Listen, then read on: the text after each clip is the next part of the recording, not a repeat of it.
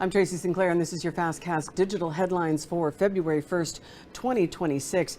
And here is our top story for today. A plane crashed at Merrill Field last night, leaving one injured. According to Clint Johnson with the NTSB, the Piper PA-22 was taking off from runway 3-4 when the pilot reported a loss of engine power. The pilot made a right descending turn and crashed onto another taxiway.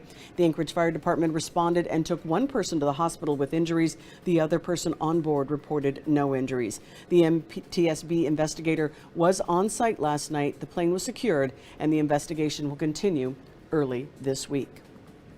Electric bills in the interior have seen a recent increase, leaving some residents wondering why. According to Golden Valley Electric Association, the region's utility, a few factors make December and January the most expensive time for electricity.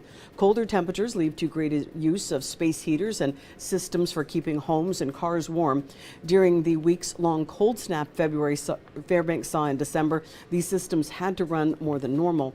Also, during the holidays, members spend more time at home running appliances and other items. Meanwhile, the utility says rates are around 5% higher now than this time last year. This January, absolutely understand that bills coming out are surprising many members for how high they are. And we attribute a huge portion of that to the record-breaking cold that we experienced in December. We had sustained temperatures under zero, at even colder than that. Bradish says GVEA has services to help people identify how they're using their power and where they might find efficiencies. A fire at an East Anchorage home sent one person to the hospital and two dogs to the emergency vet today. According to Captain Ryan Sorsdahl with the Anchorage Fire Department, it's a single-family home with heavy fire out the back of the building when they arrived. The occupant was outside with one dog, but the other dog was trapped downstairs. Sorsdahl said they were able to put the fire out and get the dog out from downstairs. The person in the house was taken to the hospital with unknown injuries. Sorsdahl said he thought the fire was caused by a cooking accident. The Alaska Sea Life Center has taken in a male ringed seal that was found out of his normal habitat and in an oil field on the North Slope. This happened back in December. According to the Sea Life Center, the seal was first spotted by workers at an oil field who contacted NOAA Fisheries. The young seal was taken back to the ice, but it returned again and again to the oil field.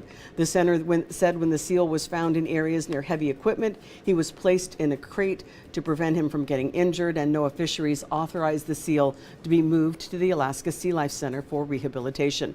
The ring seal is listed as threatened under the Endangered Species Act. Only 30 ring seals have been admitted to the Sea Life Center in the past 25 years. The seal is not eligible for re-release. Once an ice seal has been taken from their natural range, they cannot be released for fear of spreading diseases from one marine ecosystem to the other. The warm temperatures today probably made the course a little slick, but when you're dressed as a Viking, does it really matter? Today was the Alaska Ski for Women. It's an annual event held on the first Sunday in February, and according to the Nordic Ski Association of Alaska, it is the largest women's cross-country ski event in the nation. They typically see close to 1,000 women at the event. In addition to fun costumes and party wave, there were actual races and timed events, including a freestyle race and classic race. This is a fundraising event for the Nordic Ski Association of Alaska and for Alaskan nonprofits that work to end domestic violence. Very beautiful groomed trails. Today is the best weather we've seen in quite some time, and just really a supportive group of community members. So if you're brand new to the sport, we highly encourage you to join us. Almost 30% of our skiers every year, this is their first day on skis. Former U.S. Olympic skier Sue Forbes took home the gold in the classic race, while Leah Besh won the state ski. Of course, you can find all the day's news, sports, and weather on alaskasnewssource.com, and we'll see you at 5 and 10 on Alaska's News Source.